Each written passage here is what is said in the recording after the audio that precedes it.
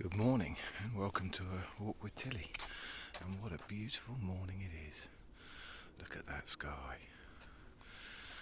Okay, this is I feel like we ought to keep some kind of journalistic log with how many days of sunshine we've had. I can't remember the last time it rained, and it's not forecast for another week. In fact, tomorrow is forecast to be 35 degrees, which in the UK is well, it just doesn't happen normally. It's so rare, and yet it's only 2 or 3 weeks ago that it was 41 degrees.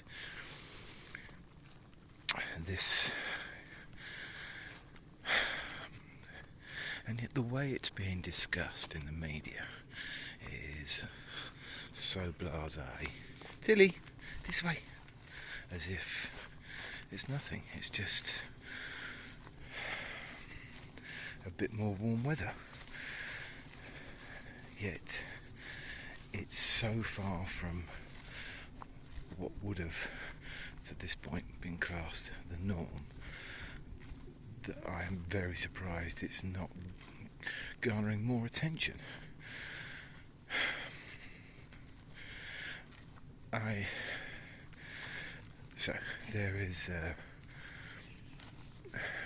We're in a situation where we have in the UK problems coming on multiple fronts now, it seems. We have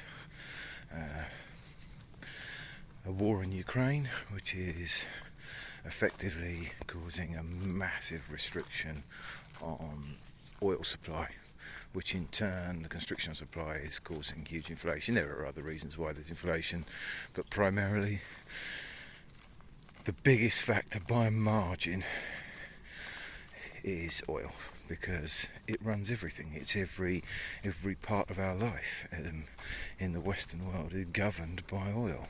It's power generation, it's transportation, and when power generation goes up by the astronomical figures it has done, the consequential cost to business and society is enormous.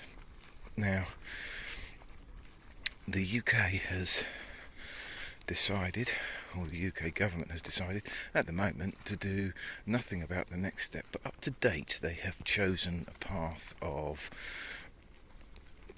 I think, really trying to minimise the interventions they make in relation to the subject, and are attempting to, I think they're taking the ostrich technique: bury your head and hope it all goes away, because they have effectively taken a small handout. I don't like the use of that word. They've decided to give everybody £400 towards their bill. Bear in mind, bills have gone up by 70%. I mean, it's so far, and they're set to go up again and again in January. So again in October, again in January. And these aren't little rises, these are massive 80%. The figures that you just, with the best will in the world, one doesn't normally budget for. Come on, Till, good girl. It's a deer. And in all likelihood there will be just an enormous number of people really struggling. And when I say struggling, I mean they're not going to be able to heat their homes in the winter. Now, it might be 35 degrees here in the UK, and we might be in for milder winters, but what I can pretty much guarantee you is winter in the UK is bloody freezing. Usually it's down to low single figures, and certainly during the coldest months, frosts. Well, with no form of heating, and bear in mind modern properties don't have fireplaces or other methods of heating. The only real heating systems people have is through electric or gas. Well, with Tilly, this way. With the current bills forecast to be £4,000 where they were around £1,000 as an average bill. This is the new energy, the energy cap.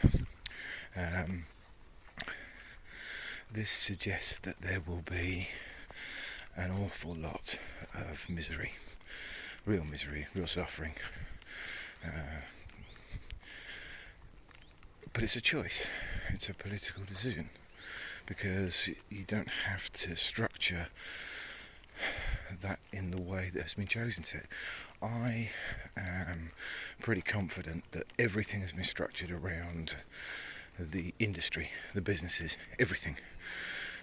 So when I say everything, I mean the government intervention was to give people £400, which they then in turn will pay directly to the power companies to fund their price rises, which means the power companies make more money. In a situation like this, I think there should be a situation taken where there is effectively a temporary nationalisation. So, not a permanent one, but effectively we're in a war situation, as Mr. Johnson keeps shouting when it's convenient to him. So in a war situation, you can take legitimately drastic action. I don't think it would be unreasonable in a war scenario, which is what we're in, to effectively say to power companies, we're taking control of you. You will literally be operating on a cost-covering basis until we come through the other end of this war, in which case you can go back to profit generation, because you cannot have a situation where a massive chunk of people, well, even really a small chunk of society in a highly developed nation can't have to be cold in the winter. What is this? It's like going back to the Victorian times. This and these food banks, and they're talking about warm banks. They're literally saying they're going to keep a building warm where poor people, or well, it's not just poor people, it's going to be quite a lot of people, go, rather than spending money on heating their home, they go and sit in a communal area.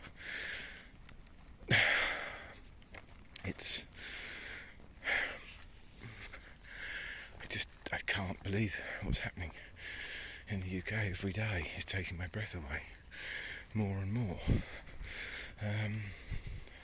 And now on top of that, we have water companies who have been steadily over the last, when they were privatised 20 odd years ago, 30 years ago maybe, have been plundering the kitty and farming out to their directors and their shareholder billions and billions and billions of pounds, and they're not putting in place the infrastructure that's required to deal with a changing climate.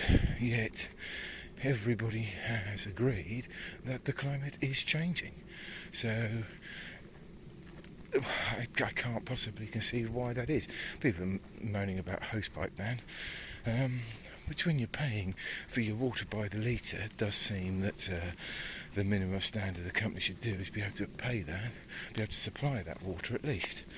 However, that's less of a concern, or less of an immediate concern. What would be an immediate concern to me is that if you're in a situation where you have taken all the keep going, Tills, keep going, you can do it, good girl, keep going, that's it, work your way through. If you have taken all that profit and not put it into the infrastructure, then you have a diminishing service, because at some point, come on, Till, this way, Tilly, come on, good girl. At some point we're going to need to put significant sums of money into that infrastructure, and the place it will come from is the public purse. And because the public purse is bare, because effectively the highest taxation level that we've had in 70 years falls very squarely on the middle classes and not those with the broadest shoulders, which it has had periods, certainly periods where there's been some big infrastructure change, then you're going to be left with effectively increasing the debt to pay for these things, which will unfairly burden future generations, when that's just terrible planning. These things are desperately in need of addressing, but my concern is that it's not even that the current pair of candidates for Prime Minister are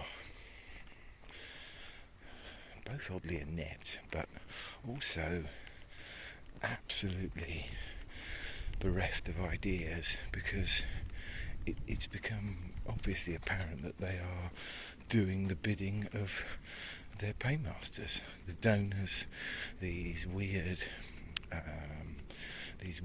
backstreet, Tufton Street bodies that have shady funding that appear on all our television channels at various points, popping experts up to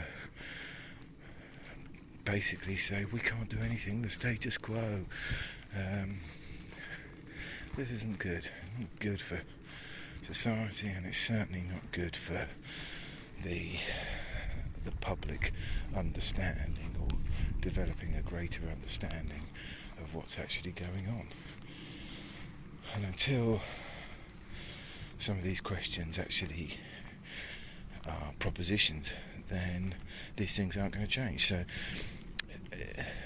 when you have two candidates running for the Conservative leadership, and by default the leadership, the prime ministerial post, they should be, although they are going to be effectively elected by about between 130 and 170,000 by the best count Conservative Party members, that doesn't mean that they shouldn't be exposed to public criticism. I suppose Kay Burley and Nick Ferrari had an attempt, but it's by any standards not it wasn't an interrogation, that's for sure. It was better. It's better than Boris got. So questions were asked, but they're not. There's no tenacity. There's no follow-up. They're just too happy to put the ball down when they take the gloves off when the opponent is on the ropes and lay them down on the floor. This needs to be more thorough. The media are not doing their job, but then neither is the opposition. So all this is going on. Various different people are coming forward and essentially pointing and saying there is a storm coming, and our prime ministerial candidates are having a little chitter-chatter with themselves about, I don't know, what ornaments they'd like to pop on the shelves, and the opposition, whose job it is to hold them to account alongside the media, nothing. Literally crickets. I think maybe was it Lisa Nandy? One has appeared briefly, an ex-Prime Minister who has nothing to do with the current party leadership, and other than that, nothing. It's weird to the point of, this is how conspiracy. So into the vacuum of information conspiracies arise, or from the vacuum of information, conspiracies arise, and this is weird. It's just not. This is an opportunity for Keir Starmer to not only get the gloves off and give the opposite number a bit of a pummeling, which is kind of part of the job, but more importantly to explain to the voter that if they lend them their support, that they can rely on the course of action that they will take, and show them what the leadership from them means. It's not good. Unlike the weather, which is just beautiful. Look at that, just stunning, absolutely stunning. This is probably the